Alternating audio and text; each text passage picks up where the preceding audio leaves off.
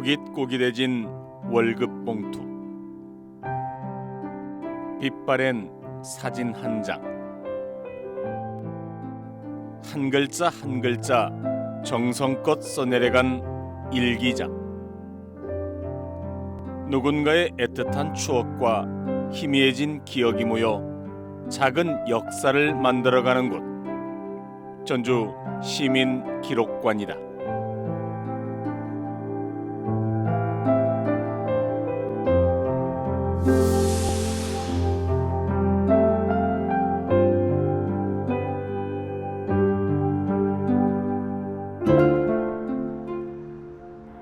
제가 나와 있는 이곳은 전주시 옛 보훈회관 자리에 들어선 전주 시민기록관입니다. 전주 시민기록관은 시민들이 기증한 옛 기록물들이 전시된 공간으로 지난 2016년부터 전주시가 5,000점에 달하는 기록물을 수집해서 보관하고 있습니다. 그간 일상에서 사라진 생활 기록물부터 고문서까지 전주의 기억과 시민들의 삶이 담긴 다양한 기록물이 쏟아져 나왔는데요. 우리가 미처 알지 못했던 전주의 역사와 문화를 전주 시민기록관 기록물을 통해 살펴보도록 하겠습니다. 지난 12월 전주시 인호동에 전주시민기록관이 개관됐다. 박물관이나 미술관이 아닌 조금 생소한 이름의 시민기록관. 이곳은 전주의 역사와 시민들의 추억이 담긴 다양한 기록물이 전시된 공간이다.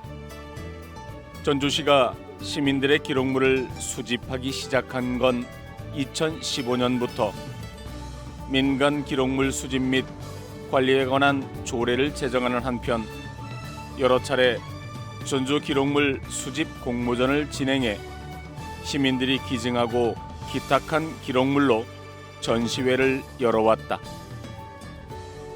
지난 6년 동안 시민의 기록을 모아 도시의 역사로 만들기 시작한 것이다. 시민기록관의 주제가 시민의 삶을 기억한다입니다.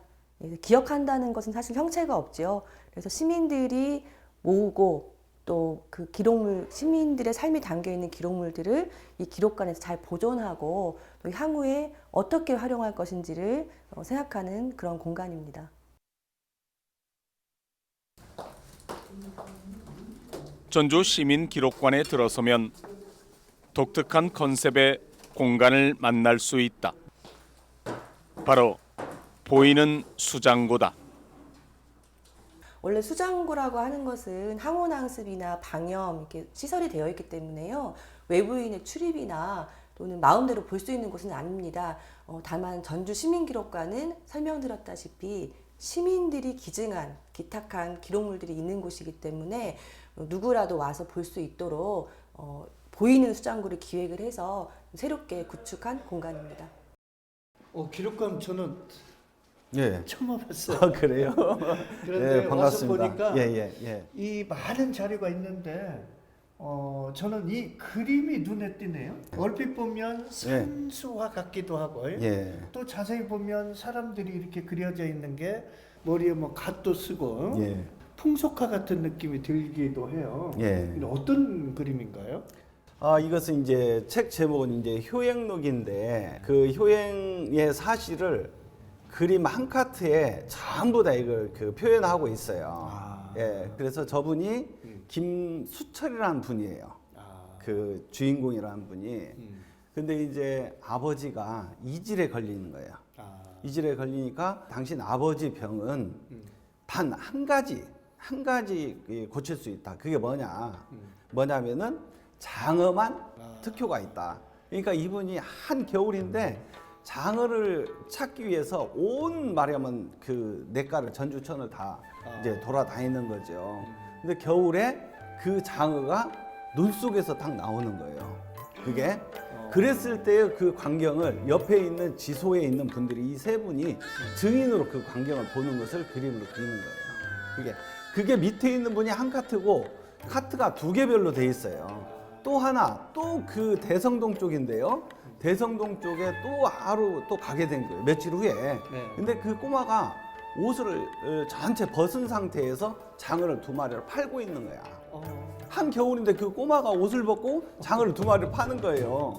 똑같은 분이죠. 갓을 쓰고 있는 그 수철이라는 분이. 그래서 그 장어를 아주 귀한 돈을 주고 사오는 광경. 2카트가 있습니다. 아버지의 병을 낫게 하려고 한겨울 전주천에서 장어를 잡았던 아들의 효심을 기록한 효행록. 이 효행록은 그의 동생인 김우철이 기록한 것으로 당시 상황이 자세히 적혀 있다. 동생이 우철이에요. 동생 우철이. 예, 우철이라는 분이 그 효행 사실을 당신의 이제 아버지를 위한 이제 이 사실이니까 그것을 기록으로 남기기 위해서 이 그림을 그리는 거예요. 동생이 뒤에 이제 그 발문을 쭉 씁니다. 그게 말하면 이 그림의 뒤쪽에 가면 그 연관된 장어에 관한 내용이 그림 이렇게 쭉 파란 절구로 이렇게 써져 있거든요. 그러면 그 내용을 보니까 자기 동생이 이걸 기록했다 이렇게 이제 뒤쪽은 되어 있습니다.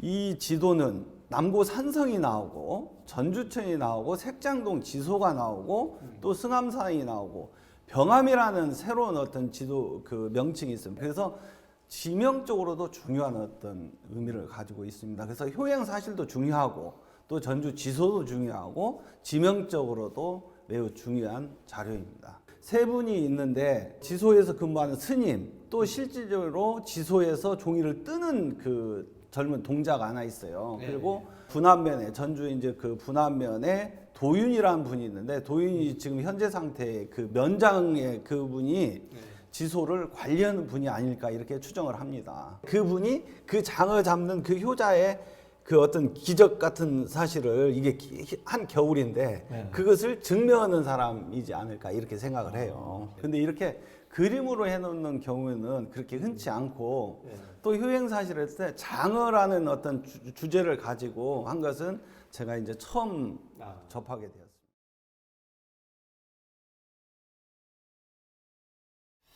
저 위에 있는 것은 지금 월급 봉투 아닌가요? 예, 월급 봉투 맞습니다. 예. 이게 이제 기록물도 돼요? 그렇죠. 평생에 받은 월급 봉투를 계속 이제 모아둔 거죠. 그래서 이제 처음에는 어떤 용도, 본봉이 얼마이고 소득세 얼마 띄고 이런 것들이 나중에 와서 좀 변하더라고요. 그런 것들을 한눈에 다 알 수 있는 월급 봉투입니다. 낡고 해진 월급 봉투. 별것 아닌 것 같아 보이지만 50여 년 전 어느 가장의 월급 봉투를 통해서 그 시절의 경제 상황은 물론 서민들의 생활상을 엿볼 수 있다. 봉급 총액이 5,820원. 예. 근데 소득세를 얼마 띄었네요. 부가세를 또 20원 정도 띄네요. 그다음에 연금이 이때부터 들어가네요.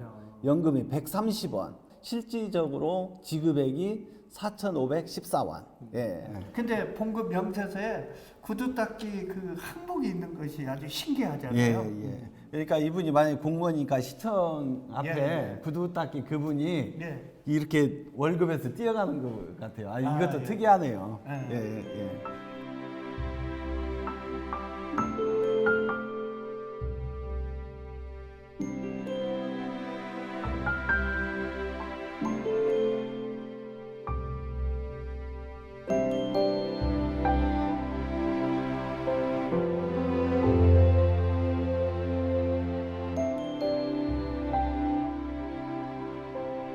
여기 지금 저렇게 붉은색 둥그스러운 도장처럼 찍혀 있고 중자가 저렇게 있는 거 이게 뭔가요? 이것이 이제 획기지라는 것인데요. 획기지. 공식 명칭이 획기지예요. 기지. 예. 획기지인데 저 왼쪽에 보면은 획기지 이렇게 써져 있죠. 그을 획, 기록할 기, 선을 그어 기록한다는 뜻을 가진 획기지. 종이를 보면 사람들의 이름이 적혀 있고 그 아래 동그라미와 가운데 중자가 기록돼 있는데 형식도 이름도 다소 생소한 획기지의 정체는 과연 무엇일까? 전주 다가산 아래에 자리한 천양정. 309년의 활터 역사를 간직한 이곳에서 획기지의 정체를 확인할 수 있다. 획기지라는 것은 이제 화살을 쏘는데 1순, 2순, 3순을 쏴요. 예, 근데 한 순이라는 게 이제 그 화살을 5발을 쏘거든요. 총 15발을 쏘는데 그 획기지를 보면은 가운데 중자를 한번으로 써서 중자를 찍은 것은 맞았다는 거고, 그다음 원으로 이렇게 찍힌 것은 안 맞았다는 표시거든요. 획기지는 궁도 대회에 출전한 사원들의 결과를 공식적으로 기록한 채점표다. 선수별 화살의 적중수와 모든 선수의 성적이 획기지에 빠짐없이 기록됐다. 궁도 대회에 참가한 선수는 145m의 거리에서 화살을 쏘아 관역을 맞춰야 하는데 당시 획기지의 기록을 보면 관역을 맞히는 게 그리 쉽지 않은 일이었던 것으로 보인다. 여기를 보시면은 김제 홍심정의 백운호라는 분이 5발을 쏘아가지고 한 발도 안 맞았어요. 이런 경우는. 근데 이 박영수라는 분은 5발을 쏴서 첫 발하고 3번째 발만 맞고 나머지 3발은 안 맞았어요. 이런 겁니다. 여기 보면은 다 맞은 사람은 없네요. 쉬운 게 아니죠. 예. 획기지는 활쏘기 대회 장원에게 부상과 함께 수여되는 것이 전통이다. 획기지를 갖고 있다는 건 대회의 우승자임을 뜻하는 것으로 획기지를 몇 장 가지고 있느냐에 따라 그 사람의 활쏘기 실력을 알 수 있다. 이 획기지는 이제 단체전 획기지인데요. 남원 관덕정에서 주최하는 전국 대회 때 우리 천양정 단체 팀이 우승을 해서 가져온 겁니다. 예. 이거를 많이 갖고 있으면 실력이 좋겠네요. 그렇죠. 예. 총 그 세 번을 15발을 쏜 총 합계를 내 가지고 제일로 많이 맞은 그분에게 이제 장원자한테만 주는 겁니다. 그죠? 단체전도 1등한테, 그다음에 여자부, 장년부, 노인부도 각각 1등한테만 줍니다.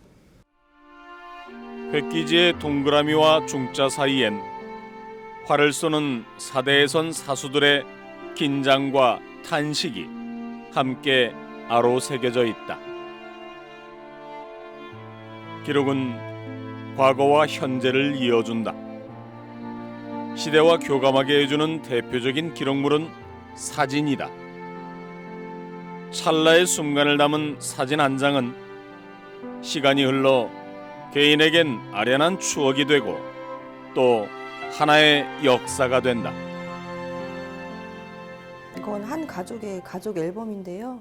창고에서 한 50년 이상 이게 묵혀져 있다가 나온 앨범입니다. 그래서 전주의 그 당시의 풍경뿐이 아니라 한 가족의 혼례부터 장례까지를 볼 수 있고요. 이렇게 혼례 사진이 들어있고 뒤쪽에 가다 보면 지금 남녘 땅은 아니지만 금강산에 그 당시엔 자유롭게 다녔기 때문에 금강산에 갔던 여행 탐방 기록들. 여기는 전주 한병루입니다. 1938년에 지금 말하면 개모임에서 이렇게 기념사진 찍으신 것들이고요.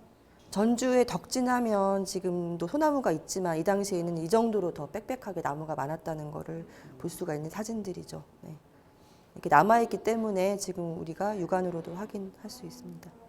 이 사진은 굉장히 귀한 사진인데요. 아이들이 춤추고 있는데 1938년 5월입니다. 한참 초록이 연글 때인데요.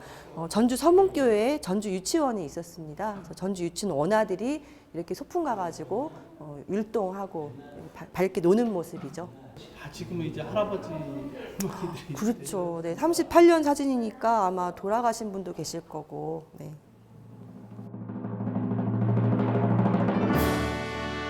최근 재개발 문제로 논란이 된 전주 공설운동장. 전주 공설운동장이 지금의 모습을 갖춘 건 1980년 제61회 전국체전을 위해 증축하면서부터이다. 그런데 처음 전주 공설운동장이 건설된 건 1963년 제44회 전국체전을 준비하기 위해서였다. 지금으로부터 57년 전 아무것도 없던 논밭 위에 대규모 종합경기장이 만들어지던 모습은 사진 기록으로 고스란히 남아있다. 그때가 이제 어떻게 되어 있는 거니 군사정권 바로 그 후라 지사도 군인이 와 있고 그게 어떤 그냥 느닷없이 4월 달에 44회 전국 체육대회를 전주에서 개최해라 이렇게 명이 딱 떨어진 게로 지사로서도 굉장히 당황을 했지. 돈 사전에 준비를 안 했기 때문에 예산도 하나도 안 세워놨지. 막막한 입장에서 그냥 불이 나게 이제 4월 달에 가을 9월 말일 안으로 공사를 끝내야 한다. 뭐 그래 10월 초에 바로 전국 체육대회가 열렸거든요. 근데 이제 지사께서 큰일 났다고 하시는 이제 당시 도청 건설과 공무원으로 공사 감독관을 맡았던 임양원 씨는 당시 상황을 꼼꼼하게 사진으로 남겼다. 단순히 공사 현장에서 찍은 기념사진이 아니라 전주 종합경기장 건설의 모든 과정을 처음부터 끝까지 기록한 기록사진이었다. 중요 대목을 전부 다 찍었었지. 공사를 이렇게 정확하게 했다 하는 뜻으로 증거물로 다 만들기 위해서. 이런 거 공사 끝나고 나면 이제 감사원 감사를 받아야 할 거다뇨. 내무부 감사도 받고 도감사도 받고. 그 감사 때 이제 철근을 속으로다 넣고서는 콩불을 해버렸으니까 속으로 들어간 철근이 어떻게 들어간지 모를 거다뇨. 근데 사진으로 다 찍어놔야지 이렇게 했다는 그 증거를 만들기 위해서 다 한 거예요. 전국체전이 열리는 날은 10월. 하지만 경기장 건설이 시작된 건 4월이었다. 불과 5개월밖에 남지 않은 시간. 공사 기간은 그야말로 턱없이 모자랐다. 보통 일이 아니 이것이 보통 일이 아니야. 그러면 설계나 되어 있냐? 설계도 없어. 그래서 이제 부랴부랴 이제 서울에 이제 그 운동장에다 대해서 설계를 잘 할 수 있는 회사가 보고 이제 설계를 해달라는 게 그 그림만 그려가지고 그냥 대충 그림만 그려가지고서는 보냈어. 자기네가 이렇게 설계 금액을 빼려면 또 몇 달 걸리는데 도저히 그러면 시간이 늦어서 안 되는 게 우선 이놈 가지고 공사를 하라. 도저히 시간이 쫓겨서 못 온다고 우리 보고 공사하면서 설계하면서 저거 이렇게 맞춰가면서 하라고 이렇게 되어 있었어. 대규모 경기장을 지어본 경험도 없는 데다 예산마저 부족했던 상황. 전주에서 처음 치르는 전국체전은 무산될 위기에 놓였다. 오는 10월에 있을 제44회 전국체육대회 개최지 문제가 대한체육회에 의해 재검토되고 있다. 당초 제44회 대회는 전주에서 열도록 되어 있었으나 1년 앞으로 다가온 동경올림픽의 중요성과 전주의 시설면에 비춰 개최지 재선정의 문제가 요즘 대한체육회 고위층의 관심을 모으고 있다는 것이다. 우려와 달리 우여곡절 끝에 공사가 5개월 만에 마무리되고 제44회 전국체전은 성공적으로 끝났다. 1963년 폭풍같이 흘렀던 6개월의 공사 기간. 반세기가 넘는 긴 세월이 흘렀지만 임양원 씨는 그때의 기억이 아직도 생생하다. 그때 한 35, 45대 그야말. 자, 꿈만 같아. 그때 어떻게 그렇게 했는고 하는 것이. 내가 밤 1시까지 그 설계 물량 빼고 가격 맞추는데 참 고생 많이 했죠. 밤 1시까지 거기서 근무를 하고 자전차 타고 삼천동 용산이 살았었는데 그때는 용산까지 집에로 와서 또 새벽 4시에 잔차 타고 가고 그런 게로 보통 체력은 감당 못했는데 내가 어떻게 그걸 감당했는가 지금 생각해도 참 꿈만 같다고. 그때 그렇게 급조로 했어도 안 까물어진 거. 그 뒤에다가 그 자가를 채우는 것을 제대로 채워서 했기 때문에 안 까물어지고 몇 년간 방원했다는 거 그것이 참 다행이다. 그리고 제가 그 감독은 공사 치고 하자한 것은 이제까지 하나도 없어요. 그래가지고 그때 전국체전은 잘 치렀어요? 아주 멋있게 잘 치렀지. 지역의 역사는 그 지역을 살아온 사람들의 역사이다. 시민들의 기록과 흔적, 기쁨과 슬픔의 기억이 모여 역사를 채우는 한 장의 페이지가 된다. 그리고 차곡차곡 쌓이는 역사의 페이지들은 지역의 정체성을 대변하고 지역민의 자부심을 키우는 자양분이 될 것이다. 작은 성냥갑 하나, 월급 봉투 한 장, 당장 버려도 될 것 같은 것들이 무슨 역사가 될 수 있겠냐 생각할 수 있지만 한 시대를 살아온 사람들의 흔적이 담긴 이런 민간 기록들이야말로 우리 근현대의 사회상과 일상사를 보여주는 귀중한 역사 자료입니다. 어쩌면 지금 여러분의 집안 어디엔가도 시간의 흔적을 담은 소중한 기록물들이 잠들어 있을지 모릅니다. 그렇다면 주저하지 말고 전주 시민기록관을 찾아주시기 바랍니다. 그리고 개인의 기록이 모여 우리의 소중한 역사가 된다는 것을 전주 시민기록관에서 느껴보시기 바랍니다.